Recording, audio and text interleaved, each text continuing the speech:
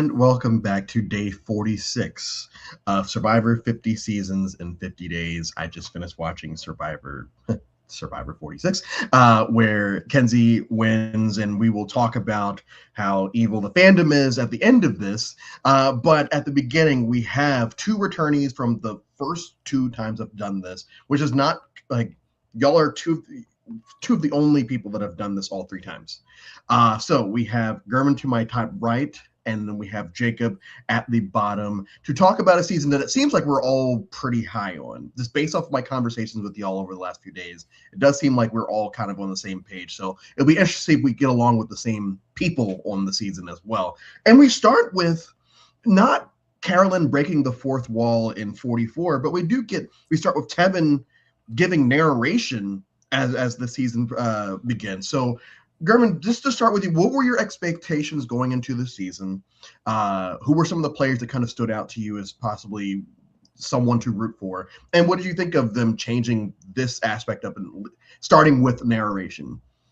Yeah, so 44 is not my favorite season, but I do love the cold open of 44 using Carolyn there. And this was another way of playing around with it because we've seen Jeff give the same speech every damn year, and just change up a couple of words every now and then. So having a totally new, fresh kind of take on it from Tevin, who is a great narrator, and you see that through the entirety of his time on the season. Love Tevin. Yes. Going into it, I was rooting for a lot of people. I looked at this cast on paper when the Dalton Ross bios came out. I'm like, this cast is a hot fucking mess, and I love hot mess. Why was I on for Gabon? Why was I not for Nicaragua? It's because I love hot mess, and this season delivers straight from the jump. Yeah, it is the Gabon of the post-COVID era of the show. I remember people being so upset during the hide and seek episode, like, oh, they're getting along too well. I'm like, are you guys not paying attention to what Q is doing here? Like, his entire narration is him basically saying, okay, so all these people are threats and I hate them all and they all need to go. Like, I thought it was a cute moment because of everything happening underneath. But once again, the fans are stupid. Jacob, same kind of question, like just those first, I don't know, 30, 40 minutes of the season, who's standing? Because, German mentioned Tevin being like a great confessionalist this season. Tiffany is also one and like horribly under-edited in 50. Like, she is one of the big narrators of this season, along with Q. Who were some of the people that were kind of standing out to you in that first episode? And you don't have to say Zelensky unless you end with him, because we're going to segue to him. No, I mean, I adore this cast. Kind of similarly, I preseason saw we're in for what I felt was a treat, because 45 gave me some hope. I was really feeling like Survivor. What's the word I'm looking for? It's kind of like how I felt with like The Circle, like producing season after season after season. I felt like exhausted. Like, I was experiencing Survivor burnout, and everything was just kind of blending in together. I think 45 was the first new era season where I was like distinctly remember most of the people who played that season. Like, if you asked me what season Zach played, I couldn't tell you, but I could definitely tell you everybody who played 46 preseason. Couldn't have told you. I thought it was 41. That's what I was saying. He was the cute white boy that Marianne loved. Yes, like Beaches Zach. But no, I preseason, my winner pick was Tim, which I did a draft with Brian. What's up, Brian? I see him in the comments. And my draft was Tim and the eventual Yanu 3. Like, those were the people I was kind of like looking at first, and I didn't even know they were on the same tribe. Like, I just kind of read over bios, covered stuff. I was like, these are the people who I got my eyes on that piqued my interest in some way. So it kind of influenced my watching experience. I was more glued to the screen when we showed to the Yanu tribe than the other two combined. Venus, I think, stood out, and we talked about hide and seek, and I know eventually we'll probably circle back to that at some point, but Q, for all of his antics that episode, Venus definitely also plays into it and reads into the exact same things Q is reading into during hide and seek. Yeah. I think first couple confessionals, I'm like, Venus is like so delusional, but still is clearly enthusiastic and eager to play the game, and I just adored watching her on this season.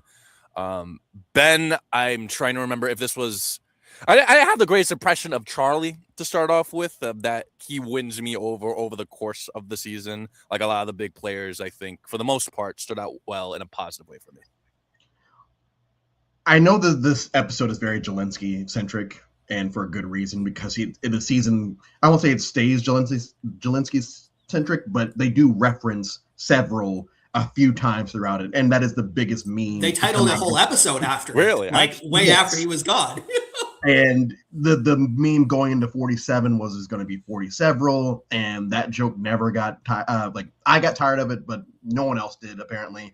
What I forget about Jelinski is how deep his voice was when he first started talking. I'm like, this can't be right. And granted, the last time I watched 46 was during my final day last time I did the marathon. So I had gotten up at 7 a.m. and, I probably was half asleep watching the first 4 episodes. But I forgot about that. But Jelinski's one of these all-time first boots, all-time burnouts, all-time characters, and we get it all in one episode. German, just thoughts on Jelinski, the legacy of Jelinski. The great comedy comes in threes, right? You do the Sweat and Savvy, and he gives up. Then you do the Journey, where it's just like, hey, lie. The thing you came on Survivor to do. And then he gives up. And then he gets on the puzzle again, and he just gives up and stands there, right? He had every single opportunity this man had, he folded. And I want to say that I have met Jelinski like at least twice at parties in Arizona, and one of the nicest guys you could possibly meet. Love the dude, but out there on the island, it was flop city, my man. And it was just fun to watch the whole way through. Kenzie has great commentary on him. Q has great commentary on him. Even Banu gets the one moment of being like, I wouldn't do that. Like Banu's failings as like a player, like for him to for Banu to be the one like, I wouldn't do that. Like I'm not that bad. Like, okay, Banu had his voice of reason moment talking about Jelinski. No, which like what's sorry. His line of, last I checked, several means 7, not 4, is a line that once I kind of just forgot existed, and I thought it was so fucking funny today that I had to rewind it just to hear it again. It's these little nuggets, and I haven't looked at the confessional count for this episode, but I have to imagine that he is hijacking a lot of the screen time, and in a great way, because he's going to be on that Mount Rushmore of first boots, at least for me. Jacob, same question. Just your favorite Jelinski moments, either whether we've touched on them or not. It was that tribal where like he's like all of his failures have basically just lined up, and he's just kind of like he's just kind of nodding his head, kind of. She was like, "Yep, I sure did do that," but no. I actually just looking this up. 7 confessionals in the premiere, okay. And it's because I know that the presidents from each New Era season prior, there's like a disaster tribe, and just kind of this tribe who, unfortunately, because they win the first challenge, like this momentum keeps it. They maintain this momentum where they just keep losing and losing and losing and losing. In 42 and 43, I wouldn't particularly say I had a disaster tribe. Like if you want to stretch the orange tribe in 42 is like, oh, that was the disaster tribe. Like, I guess you can argue that, but like, I'm not entirely sure. But this was the first season where I was like, there's no shot that they put all 6 of these people on Yanu with the intentions of like most of them making a deep run. Like, I feel like because had it not been for the random medevac, it would have been just 1 of or 2 of Kenzie, Tiffany, or Q making it there. And I feel like just Jelinski, just the series of unforced errors on his end during this first episode, I think was one that was like, oh, we're gonna see a lot of Yanu this season. That's gonna be fun because I'm loving it.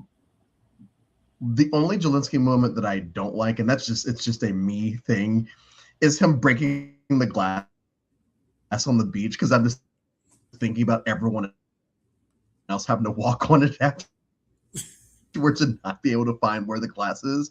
But that's not that's not important to the overall story of where we end up at this first tribal, where basically there are 3 people on this tribe that know things, and then there are 3 people that are 2 people are cartoon characters, and then there's 1 person that does not understand what's going on. And this is where Banu, like Jelinski, basically leaves all of his mess and puts it inside Banu on his way out, because Banu basically leaks out, not even basically, he leaks out that Jelensky's the one going home, and so begins the story arc of Banu. But before we get to Banu, we want to talk about some of these other characters that we have, because this is a stacked cast. You know, when people complain about casting in the 40s, I would say that most of the time they are wrong, and especially here. It's just a bunch of chaos, a bunch of people that are they're super fans, but they're so overly chaotic that it just works in the perfect way. German brought up Gabon. Once again, this is what Gabon would have been if people knew what they were doing, sort of. We're introduced to the legend of Liz Wilcox, as everyone knows, my all-time Survivor crush. And she almost, just from jump, she's talking about all of these businesses that she has, all this money that she has. She's out there for everything else except for the money, basically. We meet, yes, Maria, Charlie, all these people. Thoughts on, so, boy, thoughts on Liz just in these first couple episodes. We're not going to talk about Liz at the merge yet, but just thoughts on Liz at this pre-merge portion. Either one can go. I was just going to say, like, for me, my intrigue with her to start was just like eventually anticipating, like, oh, Nami's going to go to tribal in the pre-merge. Like this, like that was most of my intrigue with Liz, because like Liz was not really shown all that much in the pre-merge, because I'm like, okay, there's Tevin, who eventually wants to take out Soda, and like we know Tevin and Hunter, that's a duo that's fleshed out in the first episode, with Hunter seeking, another underrated character and player on the season, seeking out Tevin to be his social game for him. Is obviously Venus, who's Venus and eventually reconciles with Rand in just the next episode. And I'm like, where does Liz stand in all of this? That was most of my intrigue, because I was like, obviously this is long before her exit press, where she's like, oh, I made this all up. I lied because I wanted people to take me to the end, thinking optically there's no shot that they're going to give $1 million to like a millionaire. You know, so Liz to start, I was just like, didn't think much of her. I was like, oh, she's going to be an early boot. If like the way, like had it not been for episode 2, I would have just assumed, okay, so she's going to be going home whenever they do go to tribal council, which technically they don't, which I mean they don't, but like due to the medevac, it in sense is a Nami boot in the pre-merge. But I know Liz, I definitely didn't see the back half and what we know Liz now as with like the pre-merge. I just thought she was just like, why are you telling people you have all these businesses and all these podcasts, whether true or untrue? Herman? I'm ashamed to say, like, during the first like episode or two, my initial impressions on Liz were negative, and now she's like almost my favorite person of the whole season, right? At first I was just like, who is this lady just bragging about all of her money, you know? And but like you start to, once A, you realize it's self-inflicted what she's doing, you know, B, we didn't get these beefs over, you know, financial status since the old era, right? And I loved seeing something like that return. But C, there's just this comedy of like, everyone's hunting for idols, Liz is asleep. Everybody's panicked about this, Liz is just laying down, right? And she's like, just always like, I don't need this. Like, I'm good. You know, my life is fine, to quote Jeff. And she is just a really fun presence on the season, with the like first half of being not interested, and then the second half when she gets really interested, that's also such a compelling character. And I love all fronts of Liz during the season. Yes, just from like, she wasn't even my winner pick going in, but for some reason I just found myself attached to her from the first episode, and it just continued throughout the season, all the way through Applebee's Gate, which we're going to get to a lot later, and all the way through her eventually losing at Final Four. It's like, I think I'm in love with this woman. And I remember tweeting it out, and I'll have to send you the video of it, but it was like, she was, yes, by the time it was done, probably my favorite person on the season outside of a couple people. Kenzie, we are introduced to the eventual winner of the season. And what I noticed today, third time watching the season, is I feel like it's telegraphed most of the season that this person's going, like, and I don't say that with every season. Like, this is one of those examples where it seems like everyone always wants to work with her. She's clocked as a social threat from the very beginning. And in my notes, I just have, oh, the fans told me that she didn't do anything. Guess they're dumb. But like from the very beginning, she's clocked as a social threat, and everyone wants to work with her. Um, I guess we'll go around the horn with this, and we'll stay with you, Graham. What were your expectations for Kenzie based off of what you saw with her in that pre-merge? She gets the early confessionals that are very Michelle and Co-Wrong coded, Tommy and Island of the Idols coded, where it's like, this is my work, this is how it gets me to bond with people, right? Those are some of the easiest, like, captivating ways of being able to predict a winner, when their earliest confessionals are, this is my job and this is how it allows me to bond with everybody, and then it's immediately proven to be correct because every single person goes, yeah, I love Kenzie, yeah, I love Kenzie, yeah, I love Kenzie. She shows off she has the social game, and the show telegraphs it to us. It's a perfect example of why confessional counts aren't everything, right? Charlie technically has more confessionals during the season, but what is the actual content, right? Kenzie's content is, this is what I do, and here's the proof of how it affects things. Kenzie is just the perfect social game player that you could throw on any season and would have a fighting shot. I find it like Jacob? really impressive because like I did not know she was a first time applicant. I had no idea. Like I was waffling between her and I'm so mad I didn't pick Kenzie. I was that close to clocking her as my winner pick even before the season started. And I think this is more so the case with like Savannah, of like the bias of knowing she's going to be on 50. But like I felt like those two were the winners I telegraphed were winning from the earliest on in their seasons. And obviously Kenzie did not have that bias going into this. I kind of feel, I think that's actually some parallels because we see kind of what she does in episode 2 where she's involved in like the fake idol scheme with Jess, where he has like this little villainous side to her, and Banu calls her a mermaid dragon. Where like that's just like her what the fuck is it? What the hell is the name of that YouTube? Once Upon an Island. That's her title of that video. Like that the mermaid dragon. Okay. That's who she is. I was obviously very impressed. I think what's so interesting about Yanu is that I feel like the first couple episodes focused on different relationships within that tribe. You know, they focus on the Q Tiffany relationship. Okay, that's a final 2. Then we get some fleshing up Kenzie and Tiffany's relationship, and also general gripe that I found hilarious here in like one of the exceptions to this. Usually I get really bothered when people use their occupations like, oh, this is how I'm good in the game. You know, like people, some of these I understand, you know, like, oh, like a cop, or like, oh, you could be strategic, you could be cunning, you could be like, you're an undercover cop, you're used to hiding your intentions, camouflaging, working with the crowd, around the people that you're surrounded with and having to blend in. Like that I understand.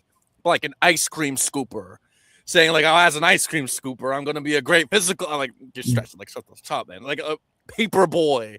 That's a physical play. That's a comp beast right there. But like, so when she's saying she's a hairstylist and is equating this to her strategy in the game, I'm like, here she goes again. Here it goes again. And but like, just obviously, like he says, like there's proof that this is effective, and we see a lot of foreshadowing early on that if they don't take care of Kenzie now, she's going to be a problem in the future. Like I think there's a legitimate chance where that third tribal council, do I think Banu probably goes? Probably. But I think that there's like it's a non-zero chance that they snipe Kenzie in that position and Q wins out in that battle and convincing Tiffany to get rid of her, I mean. So Kenzie has been I know we'll talk about the outcome and a certain juror who voted a specific way and the rationale of said juror and how semi-controversial Kenzie's win is, but I feel like Kenzie, yeah, kind of similar to you. As a follower of Edgic, I think was clocked on very early as the winner, and I kind of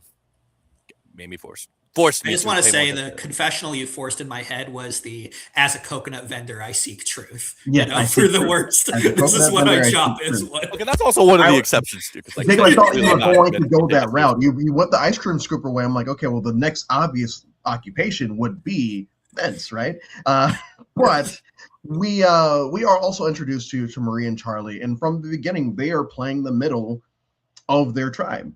And it's a duo that's going to carry on to at least final 7 when they both start saying, hey, we need to go after this other person. But the Marie and Charlie duo starts from jump playing in the middle of the all women's alliance and basically all males alliance, whatever, Charlie's Angels and all males alliance. And we'll kind of talk about them as this progresses. I do want to talk about Swift versus Metallica because it is, once again, it's one of those moments that I feel like when it first aired, people were so upset. I can't believe they're having fun, doing this kind of stuff. It's like, you do realize that most of the time that they are out there, this is what they are doing. Like, they are out there a long time. It's not just challenge strategizing. That's it. I still don't particularly like this scene, but I do find it funny this time around. German, Swift versus Metallica, and also, can you name 106 songs by any of your favorite artists? I cannot. I think I could probably name all of the songs on the My Chemical Romance albums, but I don't think that adds up to 100. But I will take Metallica over Taylor Swift any day of the week. I do think that, Charlie has a lot of good moments in this season, but the references to Taylor Swift were a little bit too much, too often. And, like, why do we need to reference Taylor Swift as we're jumping into the water? Like, was that really necessary on any point? Like, I love Tiffany's, like, when she starts the final tribal council, is like, I don't need to hear any references to Taylor Swift. And I'm like, thank you, Queen. Love you. Like, again, not to be a too big of a hater to either Taylor Swift or Charlie. It's like, does this really need to be, like, an all the time thing? Well, and Jacob, can you name 106 songs from any of your favorite artists? I don't even know if, like, counting all of Bruno Mars's albums, like, that also adds up to 106. Like, counting features, possibly. I think I can get, like, to 50. I think I can get half to where I'm cooked against Ben or Charlie in this competition. That's why I mentioned Ben, I mentioned Charlie earlier, and I kind of, like, stumbled a little bit because I was trying to make sure, was this the premiere that they had this? No, it was episode 2. I was about to say, I was like episode 1, episode 2. I thought it was episode 2, but I was like, okay, let me not mention it.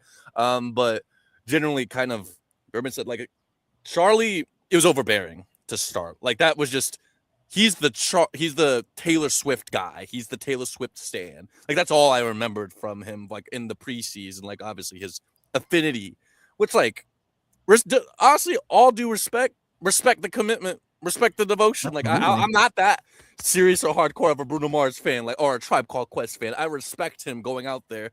And yeah, like, I never understood that criticism of, like, people being bothered that they're doing this. Like, and this is one of the obviously new era. It's 26 days instead of the 39 days. They have nothing to do. They can't watch TV. They can't play video games. They have no other ways of killing time. And eventually they're probably just 39 days neither the yeah. So now it's like, imagine, it's even worse back then, but, like, even now, like, they have a lot of downtime. Oh, I see what you're saying. Yeah, because I was like, it would be miserable just being on the show and having no way of entertaining yourself because you're completely removed, and even more so removed from society than even, like, Big Brother, who's way longer, especially now, than Survivor. But at least there's, like, other means that don't completely remove you from, like, the outside world in a way. You're in a completely different environment. So, like, I never understood that, Chris. I like a confessional that's from Mariah in that scene. It's like, in the real world, I would never be, watching two people, like, battle over whose songs they know. I think that's a good example that, like, hey, again, in the real world, you'd walk away from this. But on Survivor, there's literally no TVs. There's nothing else to do. So this is the most entertaining thing that's happening right there. And, I don't hate the scene. I think it was a good way of, like, showing that, It was really it's like I said, it's funny. I'm not the biggest fan of it, but I don't outright hate it or anything. And no, I could not. I could not. I could probably do maybe 30 ABBA songs, maybe 20 Spice Girls songs, and I can do about 40 Outkast songs. So there you go. Venus. All I have in my notes at the beginning of this is Venus just hates all of these people, and it's very bad. The one immunity that they win, and she's sitting there pouting with the immunity idol in her hand. She just does not like these folks. And someone said in the comments, it is Venus versus everybody in her tribe, and it just so happens they're not going to lose, so we don't have to deal with any of this for a long time. Venus, I've seen a lot of comparisons to her and a lot of pre-COVID players. Some comparisons I enjoy, some I feel like is kind of a stretch. Garmin, for you, who is Venus most comparable to you from the pre-COVID era of the show? Probably Abby Maria. Okay. I think that Venus, I really love Venus, for the record. I love the little compilation of Soda.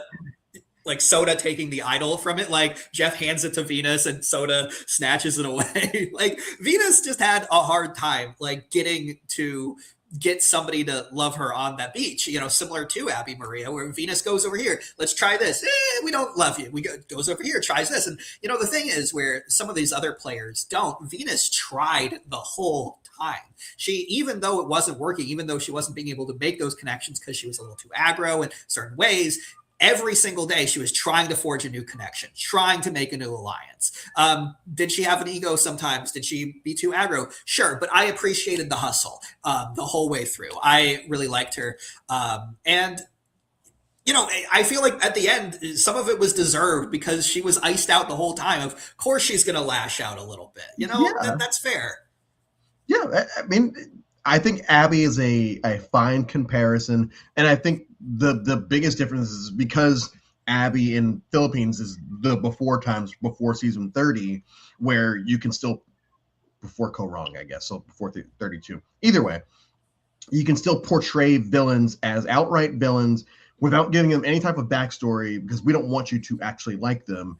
And then after 32, we have to say, oh, well, Jason's daughter's autistic and Scott's family hates him and this, that, and the other, and this, that, and the other. And Venus, she was an immigrant, coming from Iran, I believe. Or I think she said Iran, but either way, like getting out of, she can't just be the Abby Maria because we don't do that anymore. Jacob, same question, just thoughts on, like, I agree with the comparison though. Jacob, thoughts on I almost called her Abby Maria, on Venus, and who would you compare her most to pre-COVID? That's such an interesting question. Like I was looking it up, and like I saw in the comments Gabe mentioned that Venus was like new era Eliza, which I definitely see the comparisons. I haven't watched either Vanuatu. I should rewatch Vanuatu, to be honest. I was actually considering watching it because I feel like the FTC is so intriguing that it made me think of like historic FTC performances, and by doing so I was like, man, I haven't watched Vanuatu in a moment. But just like I don't even know if there's anybody who hates as much of the cast as Venus does, which, considering I also include Abby Maria in this kind of like this clump of players who I feel like were miserable for reasons aside from like the elements. It was just the people they were surrounded by. Like they just hated everybody while they were out there. And I I feel like some of it was well-founded. I think just Venus being a curmudgeon, and it was actually refreshing for me seeing Venus in that light because there were so many people, I think, the forced fire making onwards, like HHH onwards, where people would get voted off and be happy when they got voted off, and people would just be happy, and it would just be this obviously there's like game conflict, but like this camaraderie about the game and Survivor and how it's a journey and how it's all amazing. I like somebody who's like honest and just like they're not entirely here for all those things, and they're more vocal about their disdain for some people than others. So Venus was very refreshing in that light. I do think that the Abby Maria, what makes her a very good comparison to being Abby Maria, was just that like it was mutual. I feel like there were so few people, like aside from like Kenzie, I think, come merge, who really gave Venus any type of chance. Like there's a whole like scene where later on where Venus claims the soda move, and Tevin just like, how did you do that? And just plays into the ego of it all, and he's dying in his confessional later. Like just stuff like that. I think someone mentioned in the comments like, oh, I wonder what Liz's chances were at a hypothetical FTC. I would like pay, I don't know how much money I would pay, but I would pay a lot of money to see a Ben, Liz, Venus final three and just see the jury just having to figure out who they give $1 million to. That would definitely be a time. I put my money on Liz all the way. I don't know who I would. Sorry, actually, I don't know. I feel like Liz probably wins there. I think. I know it's a lot that we would have to kind of. Oh yeah, but I actually do think that in that 3, I think that she probably does win it. So something that it took me 46 days to get tired of finally are dumpster fire tribes. I'm officially done. 4 days left, but I'm so done with it. I don't need them anymore. Having said that, this is a great way to go out on dumpster fire tribes because now begins the era of Banu, where he goes from just like normal person-ish the first episode to by the time he leaves in episode 4, it's like I really want to take a nap because I'm exhausted from watching this man on my TV.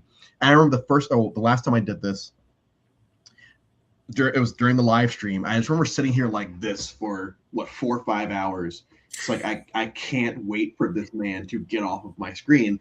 And this time, I tried my best. I tried my best to kind of get it, and I still never did. I got it this time with Q. I very much got it this time with Q, and we're going to talk about him in a bit. But with Banu, I still just never got it. It's always felt like an act.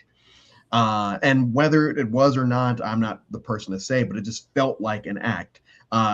German, your opinions on Banu, and just everything.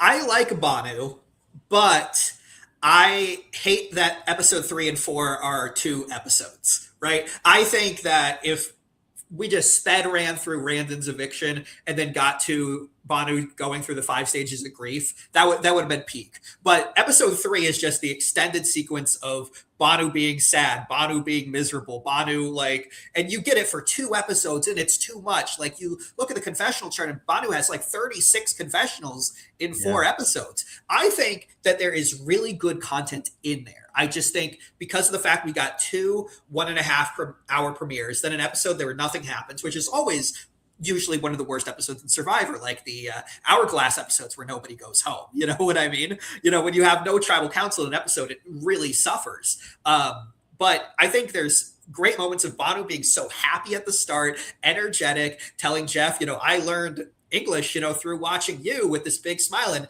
over 4 episodes, you see that smile completely just flip upside down. And it's a slow descent. It's just the 3-4, the descent goes a little too slow. But the ending act, like they say, Banu, get off your knees, where he's begging, pleading, accepting.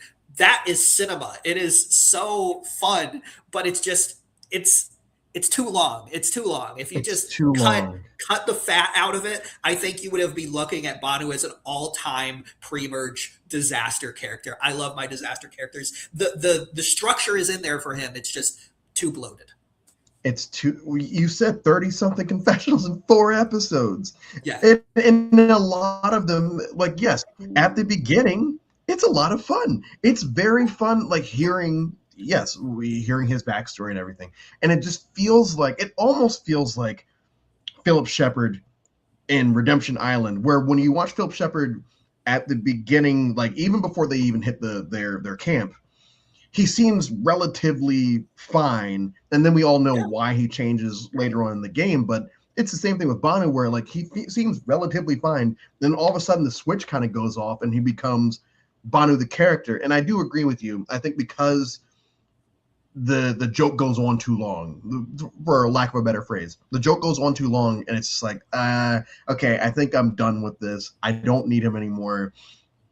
Thankfully, they don't do anything crazy and finally get rid of him. I do want to, and we're going to talk about that vote. Brian, all I was saying is I'm done with them now. I know they continue, but I'm just personally done with them now. So I'll probably sit on my laptop while that happens tomorrow. Okay, so before we get to the Banu vote and Q and all of that, quickly just want to bring up Hunter and his challenge shrine. Another thing that kind of rubbed the fans the wrong way for some reason. Jacob, thoughts on Hunter and his challenge shrine? I forgot that was a thing. I kind of forgot. That was not one of the if I had to compile a list of 20 things from Survivor 46, I completely forgot that was a thing. My goodness, Hunter. I feel like Hunter's shrine was. Am I wrong? Gerben, am I wrong? Maybe I'm just misremembering things. Maybe I was just oh gosh, that was a. I was just To me, it was the Yano show at this point. So like anything from episodes 1 through 4, it's very hard for me to remember. I was like obviously like the Ben, Charlie, that back and forth. Jem hiding the idol and the shenanigans that ensue with the whole Sika tribe trying to find said idol, and Jem be like, it's already gone. Like stuff like that. I think I forget a lot of what happens on Nami, unless it has directly to do with Venus or like the sodas, like overreactions to things. But I need a refresher. Can someone please tell me about this? I can name all the seasons in order by their logo. That would be no problem for me Oh, whatsoever. that. I was like, what is this? Okay, that. Yeah, no, I love it. But I think you take your casual fan, I pull them off the street. They're not going to be able to know Panama versus like Cook Islands, the order between different ones. Like I'm not offended at that. Like I think some of us super fans get a little bit too high on our horse, being like, oh, everybody should know the order. Most people just watch the show to have fun, bro. Like they're not doing trivia competitions on this on a daily basis. I know it, but that doesn't mean everybody needs to know it. Like give the dude a break. I want to clarify. I do remember now. When you said challenge shrine, I was like, did he build like a shrine? I was His like, I was shrine genuinely. that he. Oh, you mean like all? Okay, you know what? Here's another hot take. I much prefer Hunter doing this to Carson doing this because Hunter built all that stuff with his hands and Carson used a 3D printer. And I feel like, Hunter took the effort to build all that stuff and that is cool. Using a 3D printer and like copying other people's work, lame. I called Carson a grifter the other day, so that's no, yeah. I was talking about the flashback to Hunter's garage and his shrine with all of these challenges that he's put together. Yeah, but if we want to go to this the trivia challenge, I think this is the third or fourth time we've had a trivia challenge in the show's history, and every time, obviously, we know all of the answers to every trivia question they've ever asked on the show. And it's always funny watching the older seasons kind of struggle with it because we know that most of those people aren't actual fans of the show. And the internet doesn't really exist up like how it is now. Now with the super fans like going, I was more shocked that Hunter didn't get more right. Like I wasn't upset that he didn't win or anything. I was just shocked that he didn't get more right because he's talking through it correctly. And so I can't remember the amount that he got total, but it was weird because I do believe he is a Superman. It's just it might just be I can name every winner, but I can't name every first boot. Some people can do some things, some people can't do the other things. It's the same. I can't name all the tribes past season 7. It's just maybe past season 8. Q's martyr complex is first introduced, I think episode 2 or 3, and it's going to happen at least 3 more times throughout the season. And Q's shown to be like a D1 college football athlete. All of the stuff that he wears proudly, and this is a common occurrence, and this time around was very funny every single time it happened. Gurman, thoughts on Q, specifically any pre-merge times that he thought about quitting? That's my goat, like I love Q from an entertainment aspect every single time. And I also love the reason for it too, because he says, in his real life and sports and all of these, when, he makes a mistake, he's always the first person to go and own up and be like, this is my mistake. But that's not Survivor. And I love when the philosophies you take in one world, you attempt to take in Survivor and it doesn't fucking work here. Right. And he goes like, oh, maybe it's my time to go because I messed up on one little thing. I couldn't put a ball on a pillar. You don't train for that, Q. No one cares, but he has to make it all about him, and just everyone's reactions to him every single time is just so entertaining. Q just takes the main character stage, no matter what's going on, whether it's a game of hide and seek, whether it's just how he didn't do a challenge well, he has to take that center stage, that platform. And unlike some of our other delusional characters in history, it's just he does it in such a likable way where it's like, Q, you're so full of shit, but he does it with jokes and a smile that just sells it in a way that like Debbie could never, or Philip can't. But it's still delusional, but it's just like, okay, Q, I love you anyway. Yeah, you're fucking nuts, but like, I love it. Yeah, no, like He's Q is he's a like great narrator. Yeah, Jacob, go ahead. No, Jacob, go ahead. the Q is elite. Like I feel like going into 50, like I was like, this guy's a lock. Like as much as we got snubbed of like other players from prior to 46, like the Jessies, the Carolyns of the world, I thought those guys should have also been locks. I was like, there's no shot they do this without Q. Q comes out here as, I'd argue, the breakout star of 46. I remember a lot of what was going on with Q. It helps that Q was on the Disaster Tribe, and I feel like it was funny because going into episode 3, which is when I believe the first Q, like, oh, like he kind of like falls on his sword, if you will, and kind of like takes ownership. 3 or 4, yeah, one of those two. yeah. Where I'm just like, I was looking for what makes Q a disaster, because I'm like, okay, we know how Jelinski's a disaster, we know how Jess is, we know how Banu is, but like I'm kind of waiting and like for how much effort the other 3 are putting into like the fake idol plan. I'm like, okay, yes, this is a disaster. Like, what? Like, obviously that's them as a group. Them together is a disaster, not them as like individuals. But I was like, oh, that's Q's disaster trait. It's just he's very competitive. He comes from obviously he's a very athletic background where he's like, it's yeah, he's full of shit, but in like a cheeky, like I think he's trolling kind of way. It's like he's fucking with us. Like clearly he's not this far gone. And even like when he does this later on, I think during the Tevin tribal council, he's still scheming with Tiffany in the background, and he just like has his face in his hands, like he's doing like this little thing right here where he's just like he knows exactly what he's doing. So like this was like the start of like, oh, Q is now gonna take Banu's spot as like the crazy person, the crazy one on this tribe. But like he maintains this title not just on this tribe, but just the cast as a whole. And something else I love about that too. Oh yeah, sorry. Go. Is like even Q at his lowest moments, like when he's on the beach alone and no one wants to talk to him, he's still in confessionals cracking jokes. We've got a lot of people when they're at their lowest low, they're just miserable. But Q is like, I'm really sad right now, but haha. And then it's like, I could cause chaos tomorrow. And Q always just sets you up for the next day. And I love that about him. The last thing I want to touch on with Banu before we're done with him forever is the fact that on the retreat, he basically leaks everything about his tribe, which does kind of come into play, but not really, because the 3 of them are basically safe for the longest part of the merge. But Banu leaks it out to Liz and Ben, I believe, and he goes and tells his tribe, yeah, I told them everything. And they're like, what the hell are you doing? Why do you exist? And so he goes eventually.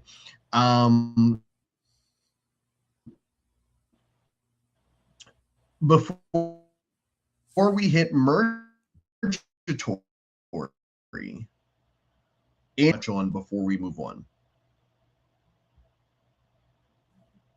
You immediately cut off a little bit for me. It's same for me. Oh, okay. No, I was saying, so before we move on to mergatory, is there anything pre-merged y'all want to touch on? Anything else pre-merged you want to touch on? Gem. I love Gem. I love that she, finds the like idol, and then apparently the area that she did the fake, thing and had them dig was the location of Coconut Grove for a prior season. Coconut Grove, you don't know, is where they shit. So they were digging in the location where previous seasons poop. They're dropping their kids off at the pool. Yeah, well, there's no pool. And that is insane. Jem had like her holding the machete while she was talking to Tim about the vote. She was a majorly entertaining figure that I wish we got to see more of. Yeah, I was blind. I was shocked when Jem got voted off because like from like because I was thinking like, okay, like I think Charlie and Maria, they're going to side with the girls when they go to tribe. Like I was like, oh, Tim's cooked. Tim, they're not really showing Tim all that much. He's kind of purpled, I think, a lot in the pre-merge, and like we see a little bit more of him like once we get to the merge. He's part of like the strong person alliance and whatnot. But for me, it's just like, oh, like Oh, Jem is good though. Like on the off chance that they turn it on one of the people in the girls' alliance, it's not Mariah, it's actually Jem that they turn on, which I think is a travesty. Yeah, Brian gives away the second. Next thing I was going to bring up is like Jem is the first of 5 people, and 4 of which are 9th, 8th, 7th, and 6th to get voted off with an idol in their pocket. Like it. Honestly, Jem is probably the least egregious of all 5 of these. Like if I had to rank them from like most absurd of why didn't you play it to like, I don't blame Jem for not using it. I didn't even think she was going to. We hit Mergatory, which once again I can't believe we're still doing this, but at least there's no hourglass. And Mariah's name is Mariah and Venus's names are out there, and the only thing I really want to touch on with this is when Mariah brings up a tribal, hey, I was on the bottom of our last tribal, like right before the merge, and Q says, hey, if you're on the bottom, why didn't you tell people? Like, why did y'all come in Navidi strong, basically, when there were cracks in it? And I do feel like just watching it today, as someone who Mariah was my actual winner pick for the season, but at one like preseason, it's like, damn, yeah, that would have been that easy to just, because the entire tribal is basically the word perception is used a lot, and the perception was they were, I keep saying, Navidi strong. And so if Mariah had just told the right people, that she was actually, I do think there is a way for her to get out of that. But we do ultimately lose her at the Mergatory. And then we hit our favorite segment of the 40s of, hey, remember that time in season 42 where Drea and Marianne said, hey, a lot of us go out back to back and we don't like that. And we don't think you guys are horrible racists, but also the optics aren't great. Well, for the first time since yesterday, we had 3 people go out back to back this time around. But we have a split tribal where we lose 2 people back to back, which once again, I will always say, I don't think these people have any type of inherent bias. It's just not fun optics wise. And that's all I'm going to say about it. And also fuck the fans for being so upset that that conversation was held in season 42. Because I do think that at least the soda one sort of makes sense. Because it did seem like that was always a thing that was potentially going to happen during the early days of the pre-merge. So the fact that it happened here isn't the biggest shock in the world. Gurman, agree, disagree? Did you agree with the Tim one? Where are you at with that? I love this mini arc of Soda constantly singing camp songs and then Hunter being triggered back to his old days of being a camp counselor. Like that was a really fun, underrated moment too. I really like Soda on the season. She's got like a really cool energy and vibe to her. And it's just unfortunate that Tevin and Soda, couldn't fully lock in, because I think, if they do and not continually beef, then the trajectory of the season could have changed and been a lot better. But yeah, I think this one you can't. But the fact it happens on these split tribals basically every single season is just so unfortunate. And it is, but it happens. Like it's not anyone's fault. It just happens. And I keep saying, I'm just more upset at the fans that got so upset that conversation was even brought up.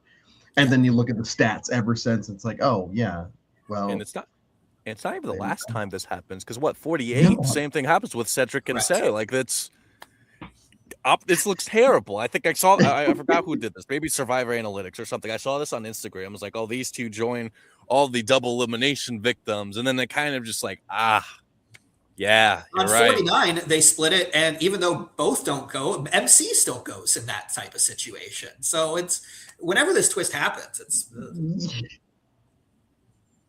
it's absurd. No, it's super random. The 6 idea from Q and Tim went home to my room because he didn't stick with the 6. The 6 alliance wasn't a bad idea. Yeah, the 6 alliance. The problem is the 6 alliance, and I think someone's either Charlie or Maria says it. The 6 alliance, the members change pretty often the rest of the season. The 6 alliance is never actually the OG 6.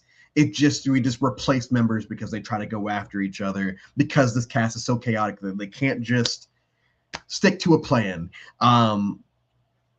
Just fun question. Jacob, would you get a Q skirt?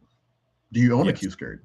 I actually You do own a Q used skirt? a Q skirt in the last year for sure, because I am an uncle of 2. Like I had some means of holding the Capri Suns, at least have them immediately accessible and easily grabbable. I didn't expect either of you to say yes. Gervin, do you own a Q skirt?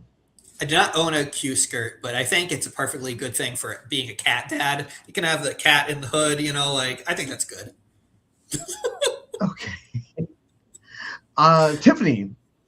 And Tiffany is one of the people that, especially with 50, behind me now, I was more upset watching Tiffany today than anyone else, not because of anything she did, but because of how great she is here and how invisible she is for basically the entire season 50 until she has to be, presented as the final boss during the last 2 episodes of the season. Tiffany might be the main character of the season outside of Q for me. And so Tiffany, and we'll go around the horn with this one. Jacob, we'll start with you. Based off of just what you saw in this season, do you understand why they brought her back for 50? Oh, 1000%. For me, it was just like 46 being my favorite new era season. I feel like though the cast is stacked. There's so many people I would want to see come back for a return. Of course, there's the 3 that they did opt to choose, but and I don't think Kenzie is a likely returnee. I don't think Ben's a likely returnee. But if they could get Liz back, if they could get Venus back, I would like to see Tevin come back. Hunter, I'm like, they gave Bruce another chance. I would like to see them potentially give Randon another chance.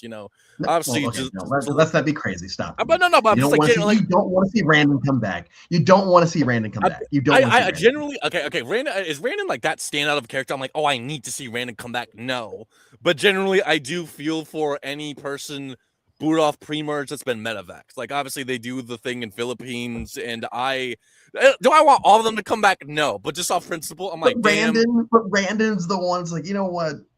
Well, okay, maybe that's 46. I think it definitely if Randon was like this in like 43, who gives a fuck? But like, I still like want like Pat Cusack to come back like a little bit, and like honestly, personally, I would like to see medevacs get another shot because they didn't get voted off by means of some twists or some in-game mechanics. It was due to elements or things out of their control. Do I want every medevac gone? No.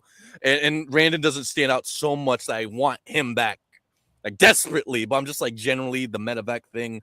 I would like to see them get another chance to some capacity. But no, like I would like to see them come back. I know we talked about Banu and how much time he consumed. I would not be shocked at a Banu return, but it would have to be in a small doses like we got this season. But no, like Tiffany, I felt that it took until after D gets voted off in 50 for her to finally deliver what she was delivering all season during this. Like when she's told by Q, like, oh, they're trying to get you to like flush your idol, and Q is actually a big proponent of this move, and there's a big reason why going into tribal council, Tiffany's name is really in that much of contention during the Tevin boot. Tiffany was awesome. Like she was like clowning on Jess, which like I feel for her. Like give homegirl a break. Like she's clearly out of it. She's clearly not having fun. Like let's not clown her for. She's so bad. She can't even find a fake idol, which like you hid like an idol, which like just what I thought was funny during the time. But I wonder why you think that, Jake.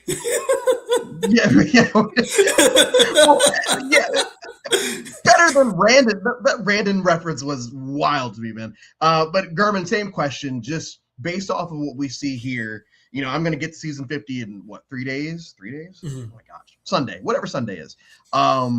Did you see why they casted Tiffany? Because I do. Absolutely. Tiffany is gold at confessionals when she talks about the crazy things happening around her. She had great confessionals about Jess, about Banu, about Jelinski, about Q, about Q, about Q, about Venus, right? Yeah. Tiffany is a go to confessionalist and she's funny and she has so much passion during the season too. Things go wrong and she has her, full emotions on the table and it's great. And with a cast like 50, there are so many people for Tiffany to give gold about and they just didn't go to her. And like I don't want to segue too much into 50, but like we didn't need 60 confessionals of Christian, just doing Christian things when we had so many people on the table who give good TV, like Tiffany. Tiffany deserved to come back. I just wish they treated her better. Know what that Yeah. was, because like it stinks, because like they at the point where Aubrey's like, I see Tiffany as the Michelle. I'm like, no shot. I mean, Aubrey wins, right? Like obviously, we're not talking about 50. I'm sorry. But don't worry. I'll talk all about that in a few days.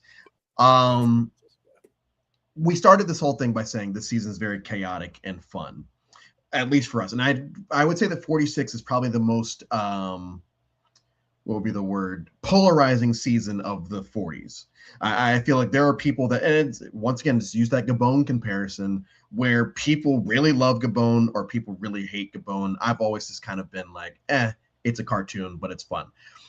46 is it's a cartoon, but it's fun, but it's more fun because people actually know what this game is. They're not just doing things willy-nilly. They're just over gaming the game, and it doesn't help that people have no votes and idols and all of this other stuff. Gurman, as a person that is a big Gabon person, where do you kind of fall between these two? Like, which one do you kind of hold up as the better in your opinion? That's so tough. I will always pick Gabon as like my favorite, like almost ever my second favorite season. But 46, I would say, is technically better, right? Gabon is my personal favorite, but 46 is edited better. One thing that, like, just to segue into earlier 40 seasons that I think gets a bad rap, and sometimes it deserves the bad rap, is people talking about their backstories and sob stories, right? But every time they do it in 46, they do it for a reason. They show the sob story and then they say why that's relevant to what's happening to them in the game. Ben's a perfect example, right? Where Ben, like, not having people for him, and then that goes into night terrors and actually why Kenzie helping him, boosts Kenzie's game, right? Every time there's a backstory, it's relevant to what's happening in the season. 46 is precisely edited in such a fun way. I love in the Tevin boot round, Liz wants credits.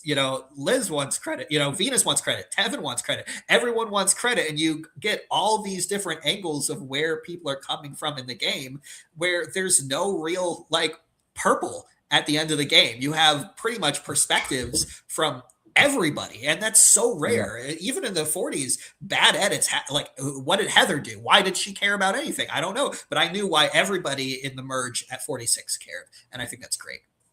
Yes, I feel like this is one of the better edited seasons of just, not ever, but like since the mid 30s, where, we don't have a Chelsea situation, or we don't have a, I don't know, Dan is actually shown pretty prevalently in 39. So,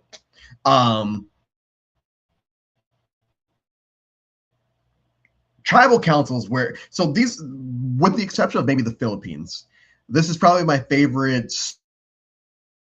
string of tribal councils.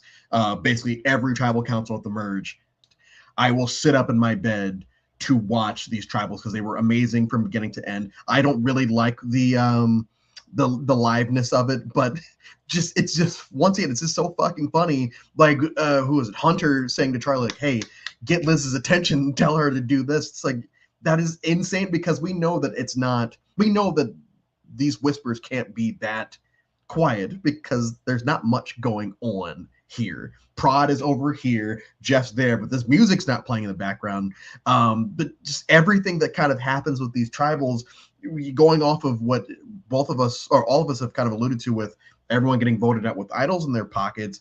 And we talked yesterday about how Jeff has become the main character and blah blah blah.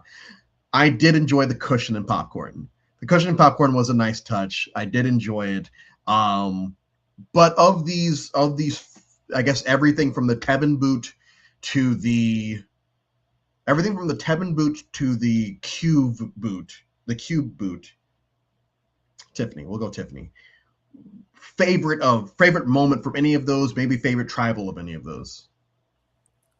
Mine's probably the Tevin vote, just for the Q, just saying I'm asking to be voted off right now, and just everything ensuing. I feel a lot of like, I get annoyed at the live tribals. Like I kind of, I get the spectacle of them, but for me, it's just like strategizing. Like that's what like the camp life and the strategy talk is for. It's not here. It's just like it's this anticipation that's building up. It's like, oh, who is going to be going home? And it's just like when you see this every season over and over and over again, like it loses its luster. But I feel like this one being triggered less so by people like, oh, I don't know, because camp life was so hectic that no one knows who they're voting for. Q just erupts tribal council and somehow does not get voted off.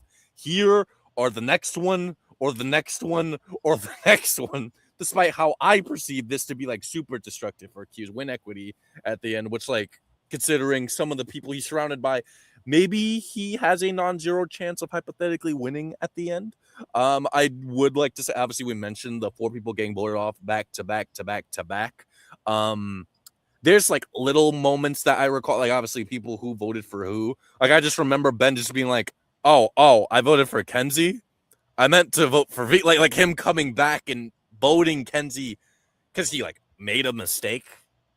Like small nuances and stuff like that. Like and Tiffany not like a Natalie Anderson type way, just like or not even like more like a Topaz kind of, not even in a Topaz kind of way. Like he just was not supposed to do what he ends up doing. It just, this is the first, BBK. She accidentally votes for someone to win when she thought like she puts whatever. But like, there's that moment. There's Q confronting, Tiffany confronting Q after the Tevin boots. You have obviously like Charlie and Maria coming back, I think, from the Q vote, kind of like obviously Maria knowing she got had and Q was voted off in part to weaken Maria. It's like a lot of like the aftermath of these tribal councils were also very entertaining. Like I would look forward to the next episode because I'm like, oh, somebody's pissed, and probably it's almost everyone just being annoyed at Q's antics and seeing like Q's failed attempts later on to reunite the Yanu 3 to, of course, we will get to probably the infamous I'm pissed of it all. It just Q's shameless attempt of trying to reconcile with Tiffany and Kenzie for all the bullshit that he's put them through the past couple of days. It's been, all these tribal councils were amazing. Go. I love pretty much every tribal during this stretch. Of course, the Q, pseudo quit. I don't think it's a full quit because, Jeff has to ask again, are you certain? Like anytime there's Dayanka quit or anything like that, Jeff asks the third time. And then once you get there, that's when it's an official quit. Q didn't lock in, so it's not a quit to me, right? Did he start the process? Yes, but he didn't finish the process. You know what I mean? And that it's so entertaining. But the Hunter tribal is really good. The Hunter tribal doesn't get the credit it deserves because Hunter's sitting there and Hunter knows that Q's a distracted, and Hunter is just face melting because Hunter was the one that knew it was the mistake the soonest that he didn't play it. And he has to watch as they revote and get for him again.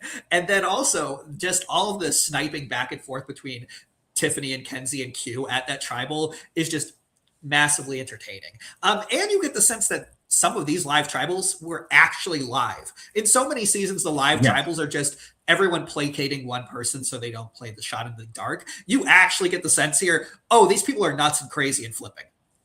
Yes. Well, the moment that you bring up Tiffany and Kenzie, Tiffany gets up and says, Kenzie, come here for a second. So, Q told them that I had an idol. Kenzie's like, oh, okay. And then just sits back there. It's like spicy. It didn't feel wow. Tiffany asked Tiffany asked Jeff, hey, can we talk real quick? And Jeff's like, yeah, sure, go ahead. Like I said, probably not since Philippines have I enjoyed this long of a string of tribals, because they're just all very entertaining because these people are just insane in the best way. And now we get to Applebee's Gate. The most memorable scene from 46 and potentially the most memorable scene from the 40s. I would be hard pressed to find anything else that would top this. And I'm not being biased here. Like, I do feel like everyone knows I'm pissed.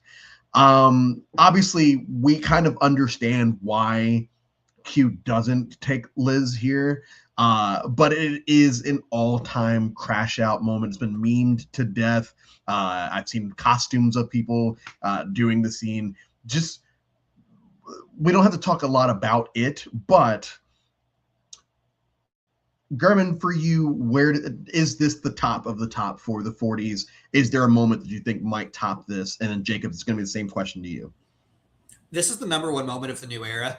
And also because it was so expertly editedly showed up, like, established. Liz's allergies were established. Q and Liz's beef was established. If they just did the scene out of nowhere, it would have been really funny, but it would have been, but we got Liz's story with her daughter. We got every single moment of it, all just setting up all of these dominoes just for it to heartbreak once when Q chooses Tiffany, heartbreak twice when, Q chooses Maria, and heartbreak 3 times when, he chooses Kenzie. And, even Tiffany and Kenzie are like, why is he choosing me?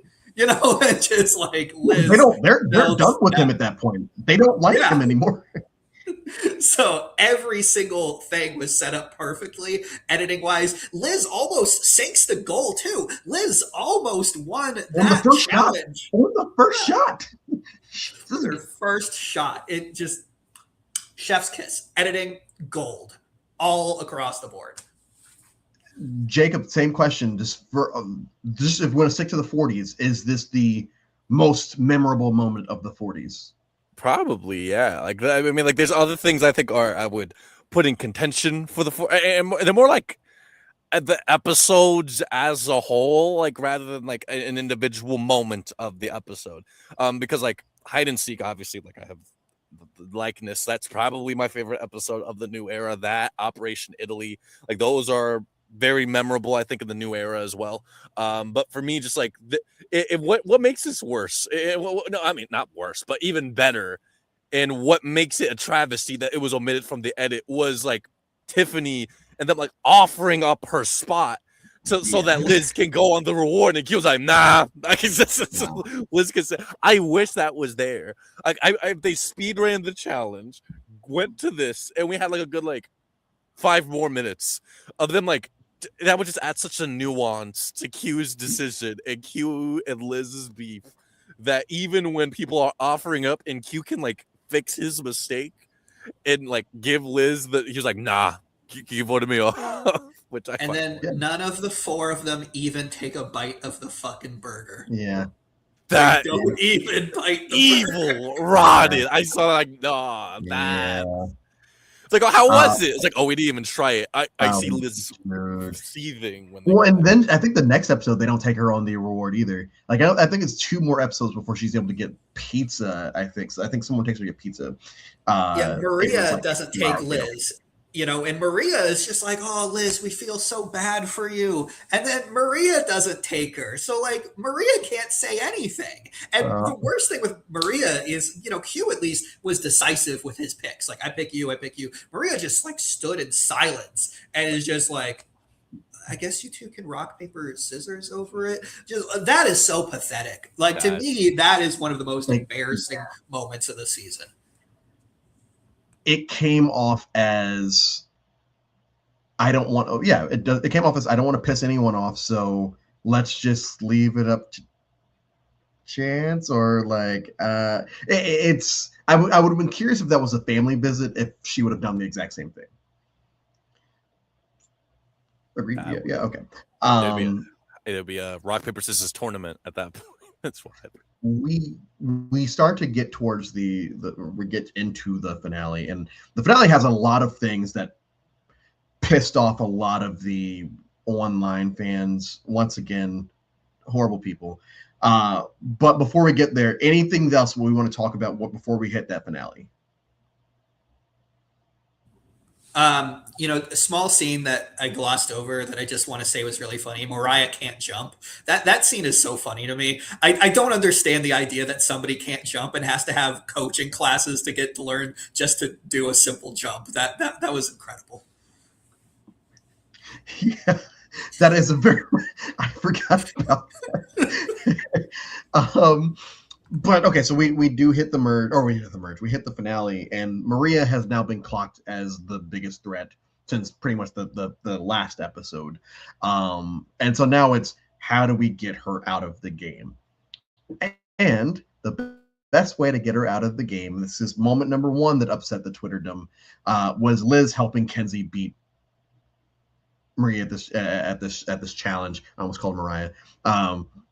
Liz helps Kenzie beat Maria in this challenge. Jacob, fair, foul, does it not matter to you? Like, I don't. Like, I also watch the challenge rather regularly. When this happens a lot, like they go into eliminations and people are like coaching the people in the elimination. Like, if you want your ally to stay in the game, you're telling them, no, move this piece here, move this piece here, move this piece here. It's like, maybe just because I'm so accustomed to seeing that on the challenge, it didn't bother me as much. It took me by surprise because I was like, has this ever happened in Survivor before? And ironically, we keep mentioning 50. Of course, there's another incident where this happens, ironically, to a 46 player, where, like, of course, I understood the uproar about, like, whether or not this is fair. Everyone's competing for individual immunity, and yet there's, like, a group or, like, a team that's working together for this common goal. And I could believe that, maybe, like, a Jeff or production was annoyed by this as well. I feel that maybe there's, like, if there's, like, a president that sent that, like, they shouldn't do this, and people were, like, trying to, like, circumvent and try to find, like, a loophole in order to accomplish this because of how dire and desperate it is. Like, we know Jeff suggested the forced fire making because you'd see these great players get taken out at 4 and they have no chance to save themselves. But if obviously Liz and Kenzie help each other, and if Ben and Charlie, well, what's stopping them from just at this point saying, fuck it, we want Maria gone too, let's all just help Kenzie. Then at that point, what chance does the good player have to surviving a 5 or a 6? I know people have reservations about Maria and kind of have rescinded this empathy for her because I think that there was more people who are annoyed at Maria by the end of the finale for something she does than, like, feeling for Maria for what ends up happening to her at the beginning of this finale. I get, as a challenge fan, maybe I'm in the minority of, like, I don't particularly care. I'm not the one competing for $1 million. I think it's fair, but, like, I can understand people being like, nah, that's fucked up. Like, just Maria was cooked. I believe that Sophie Clark was an icon when she yelled at Albert to pick up her damn pieces. And I love that it actually happened. And that was peak. And I loved it. And you know what? All of the fans out there, Survivor is a social game. And Maria failed the social experiment here. And Kenzie won the social experiment, not only by getting Liz to help her, but Maria voted for Kenzie despite Kenzie and Liz doing this to her. That is incredible. That's a good point. Yeah, I forgot about that. Damn, obviously I know Maria voted for Kenzie, but, like, I wouldn't vote for somebody. If I was Maria and I go to the jury and they're like, oh, everyone was going to vote for you to win, I'd be like, man, fuck those two. Yeah. Man, Charlie, pull it off. So, like, I think that also plays into the blind side. Like, she actually voted for Kenzie to win. Maria voted for the person that snaked her the hardest. Think about that. Yes. Yeah. Well, I keep going, like, watching it today, I thought about Redemption Island, South Pacific, and Blood versus Water, where you would have people sitting in the stands, or in some cases, like when it was Laura, Tina, and Vetus, and they're basically coaching each other during the challenge, or coaching from the stands during the challenge. And I feel like that was fair then. I feel like this is fair. Until Prod says that you can't do this, just assume that you can. Because I don't, like, it's not cheating. You're just helping an ally. You're basically helping an ally in a challenge. But we do ultimately lose Maria there. And then Ben's the most random final immunity winner since Romeo. We get this moment where, and we haven't talked a lot about Ben, but Ben kind of perceives, both because of what Liz says to him and based off of his own thing, that Liz is the big threat, the final boss that needs to go. Um, which is it's funny because of how Liz is being portrayed in the show. I do, I'm assuming there was something there, but Ben ends up putting Liz at fire against Kenzie. German, right choice. I don't think Ben had a right choice. I think that Ben had lost the game by Final Four. So I guess the only thing that Ben can really do is, who does he want to see win the show? I think that he wanted, if it's not for him, it would be Charlie and Kenzie. So I think at the end of the day, Ben made the right choice for him, because there wasn't, I don't think, if Ben put himself in fire against Charlie or Kenzie and won, I still don't think Ben wins the season. So ultimately, I don't think there was a right or a wrong choice, just whatever Ben felt in his heart. And I think he sat next to his two favorite people. So I think Ben made the right choice. And just a follow-up question to that, based off of just the edit, just based off of what we're seeing, was there merit to the Liz is the big threat thing that she's saying and that Ben is saying? Or do you feel like it's that there's something missing? Or do you think it's just played as a joke? I want to think about some of the controversial jury things real quick, right? Where Q voted based on need, right? And Maria voted based off who won fire and who had the best reason for winning. If Liz does what her strategy was and goes and actually says, I'm not rich, I'm actually poor, I need this money for me and my daughter, this is my situation, I think that Liz sets herself up for Q's vote. I think Liz sets herself up for Maria's vote. Liz sets herself up where she had actually a pretty good social connection with a lot of the NAMI people, where the NAMI people hated each other a lot. But at the end of the day, by the end, a lot of them loved Liz. I think that if Liz beats Kenzie in fire, I think Liz has an incredible shot to win over Charlie and Ben. Sorry, Charlie fans. I think that I'm not saying Liz would 100% win. I think she has a great shot. So was Liz a threat in the end game? Yes. I know that she's a joke of an edit, but and had really bad moments out there, but Kenzie had bad moments out there. Charlie had bad moments out there. Ben had bad moments out there, but Liz had a story to tell the jury, and a story that I believe would be effective based on how people on that jury voted. Liz was a sneaky social threat. I do agree. I love that you went on that rant, because I agree almost 100%. Jacob, this is the second season in a row that we have this new hybrid where it's no longer, 1 through 33's version of the jury, but it's no longer the 34 through 44's jury. Now it's a panel, but everyone kind of goes one at a time, but also we can talk over each other if we want. It's just kind of all over the place. And I didn't think that it worked yesterday in 45. I think it works perfectly today because of the cast, because Q, just him and Tipton are still getting the fights on the jury. He's going back to the point where someone says, hey, can we let Kenzie answer the question, because it just kind of turned into the Q show over here. I do like this here. I probably won't like it again until 50. But Jacob, what do you think of the new hybrid panel, old school way of doing Final Tribal? So I feel that, in a preferable world, I like the original format just the most. I feel like there's so many memorable moments, but obviously there's precedents. Obviously, the range you gave was a lot bigger for the original way, how they've always been doing, how they were doing it from Borneo all the way up to the mid 30s, and then now for the forced fire making era, and then to prior to 46. Obviously, there's so many more seasons to work with. But generally, I think that what I can give these newer formats more credit for is that I think it gives more room for the finalists to actually speak on their game. I think that, for those who play games and whatnot online, it's I feel like there's a jury roundtable going on while FTC is going on. There's banter between the jurors as well. You get to catch up with them a little bit. They have their own personal questions that they personally want to ask, but it really feels, this is the first season where in a while where I feel like this was a jury.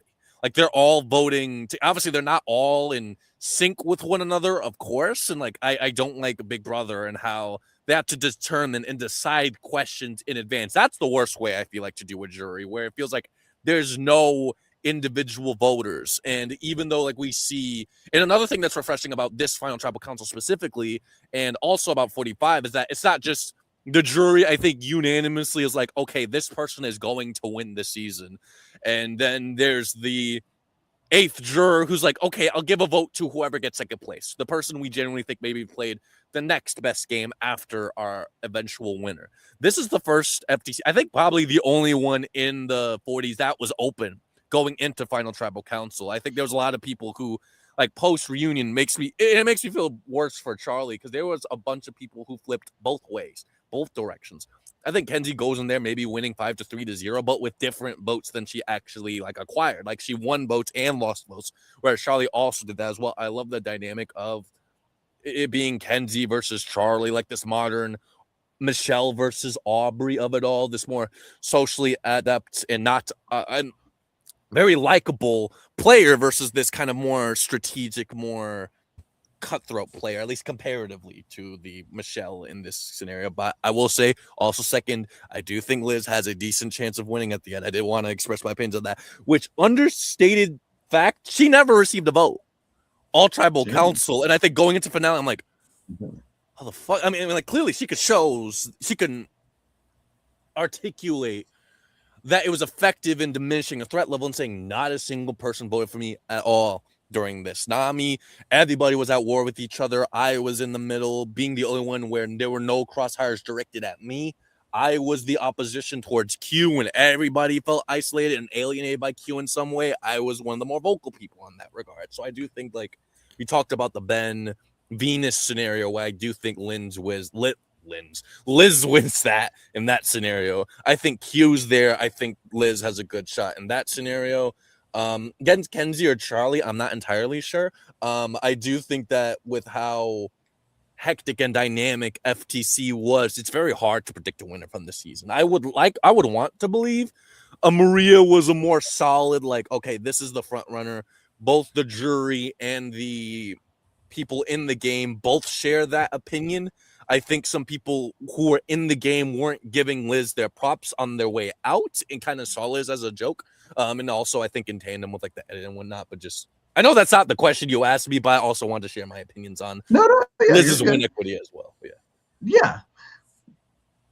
Ultimately, Garmin, if you want to say anything about the panel, the new version of the panel. Just really quick, I like the hybrid more because I think the third place people, the people that come in with almost no shot, get more of a time to speak. Where if you look at in 34 Troyzan, if you look at Angelina, and if you look at Nora, and if you look at Romeo, they're basically given no shot to even talk because the jury just completely bypasses them, right? And it's like they might have just moved over there. But Ben, I like Ben. I think Ben's a really likable guy, and he gets his moment to speak and be respected. Same thing with Jake, and I think it's a much nicer way to do things than what 34 established. It's a nice compromise of the two. Yeah, it's like you get like everybody giving Jake vibes today at that end. Like I was getting Jake vibes from Ben of like kind of can read the room, understand what's going on here, and it's fine. And so I do make that comparison to Troyzan, where Troyzan does have his speech where he says, "Hey, I kind of read the room. I understand. Like I was just glad to have played with y'all. Like it's probably my favorite Troyzan moment outside of This Is My Island." But Kenzie ultimately does win 5-3-0, which leads to our last big topic of discussion with the fandom, where I can't believe Charlie Maria didn't vote for her number one. It's insane that it happened like this. And for me, it's always, you vote for who you want to vote for. I know that Aubrey and Sydney weren't number ones necessarily, but like that happened like that. Jenna Lewis and Amber weren't necessarily number ones, but Jenna Lewis does vote for Boston Rob. There are these times where people that are close just don't vote for the person at the end, and that's all right. It's not a big deal. Now, one of y'all made the point of this is Aubrey versus Michelle over again, and yeah, with the fandom, 100%, because they're attacking Kenzie at her job. You know, they're attacking her in her Instagram DMs. You know, they bullying Maria. Good on Maria for, you know, kind of just embracing the role of the villain, the thing that people want the most. Now they hate because she didn't pick the right person. Based off of the edit, German, how would you have voted and why? First off, and Maria had threats called to her business. Maria had crazy people coming to her business and calling her business and calling her family. And that is psychotic. Like, you weren't there. How do you think you know more than a jury member? You are an arrogant person at home who needs to stay at home and not, you know, interact with the show again if you're calling people over their jury decisions. I would have voted for Kenzie. However, I don't know. I wasn't on the island. I didn't have the social interaction. Based off the edit. Yeah. Based off the edit alone. Yeah, I think Kenzie, you know, showed that she was more socially capable than Charlie in a lot of these conversations. People like Venus, people like Q had these conversations with Charlie where they're like feeling like they had to coach him through things. And, you know, you could say, oh, that's Venus. Oh, that's Q. But when you have a conversation with Kenzie and you feel like she's your best friend, and then you have a conversation with Charlie and he's shrinking and yes, he did it as strategy and he's becoming smaller and he's becoming meeker. That's not the person you see at the end of the day. Like, that's my survivor champion. You know, you vote for the person that you feel like dominated, showed up. And Charlie, I think, shrank too often and too many times for people to feel like that's my champion, where Kenzie showed up for them in their darkest and weakest moments and was a friend. And that's somebody that people want to vote for. Yes. Jacob, same question. Just based off the edit.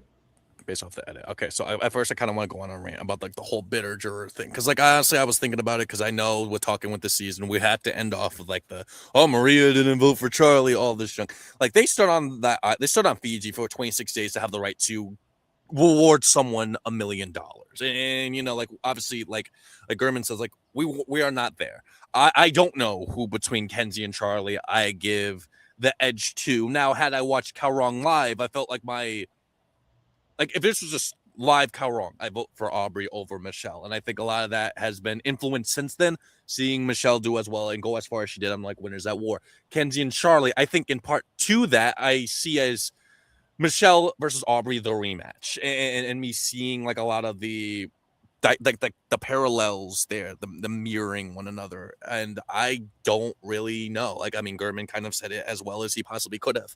But again, before I forget the whole bitter jury rant, like, I think that fans generally call a jury bitter for very different reasons why I would consider a jury or a juror bitter. I think it's less so like you not entertain. It's more so you not entertaining an option that is on the table. That's a bitter juror to me. That is someone who resents a finalist so much that they don't even want to hear them breathe at FTC. Like we talk about, I think very commonly considered bitter juries, like All-Stars, Samoa, Heroes versus Villains. I know, at least from what I've discussed, Samoa's not bitter. Samoa's not bitter. I definitely think there's like, I think there's a big fan base of like, oh, Russell should have won that season. And I think I've also heard like at the time, a lot of people didn't agree with Sophie's win in South Pacific. I agree with all of these outcomes because I think that generally is the winner's job to make and entice the jury. That's that. I think getting to the end is half the job for any person who plays Survivor. And then the other half is convincing them that in spite of all the treachery, despite all the lies and deceit and how cutthroat or how dirty you have done your cast, that they still want to feel good towards you, good enough towards you, that they would give you the win. And I think that no one talks about like Palau being a bitter jury when I don't think anybody was really entertaining Katie to be the winner, because I think the consensus is that Tom played better than her. I think there's many instances where people are just very not into somebody's game, and that is okay. And it's your job while you're on there on the island to, again, of course, make it to the end. I think a lot of Charlie's decisions in the game and the minute details and the nuances to his game is to try to lower his threat level. I think a lot of people's perception on the island while they were in the game was that Charlie was Maria's lapdog. And maybe that might have played into Maria's perception of like, oh, I don't want to vote for Charlie because I did a lot of Charlie's job for him, and he reaped a lot of the benefits. And I'm not at the end, but Charlie is. Like, hell no, I don't want to vote for that guy at the end. I think that, again, it's up to the players to didn't vote for his number one and doesn't get shit. Like, I don't care. Like, even Sue high key is the first Maria in the show's history. She gives the iconic Snakes and Rats speech. She was super close with Kelly when they were technically a part of the First Alliance. Not Richard, not Rudy, technically. It seemed like those two were super close to the point where, yeah, Kelly votes for Sue on the revote, which I still think is stupid. But, like, that's the first Maria in the show's history. This person who doesn't vote for their ride or die due to whether you might consider them valid or invalid reasons. Do I think that of the 5 Kenzie votes, that was the most shocking to me? Yeah. Like, I think Kenzie was the only person giving Venus the light of day at the end of the game. I knew Tiffany was going to be voting for Kenzie in this. I think I've heard that Q wasn't voting for Kenzie going in, and I could kind of see her grilling her at the beginning. And with Tevin and his strengths in the game also being socially based, those are votes that didn't particularly surprise me as much as Maria's was. And I think that a lot of the disdain and the vitriolic reaction towards Maria is her inconsistency for a reason postseason. That's one thing I will give them credit for, because it's like, oh, I saw the fire in Kenzie's eyes when she's making fire. The same reason Angela voted for Wendell, which, like, love Wendell, respect, but like, it seems so fake. Like, it seemed like that's not the reason. Like, there's clearly a reason that she's omitting to, like, spare Charlie's feelings, which I think this is the first season where I'm like, they really need to stop with, like, the postseason finale just seconds after the finalists lost. Like, I feel for Charlie, and not as much Ben, because I think Ben, kind of like y'all said, knew that he was going to lose on the offset, but generally just, like, I think it really, like, hurt Charlie even more. That's like, Maria. Like, I thought that vote was on lock. I'm like, for sure I had Maria's vote, and then didn't get it. I don't get the hate. Just that Maria could do whatever the hell she wants. Like, I want to be harassing her business and tanking her career and threatening her children because she didn't vote for who I want to win. Well, yeah, and like I said, the fandom, and like I said, the fandom is the worst. And I spent 46 days doing it. I'll probably talk about it again the last 4. But as we start to wrap up, we have our final 2 questions. One, who would be on your DVD cover for the season?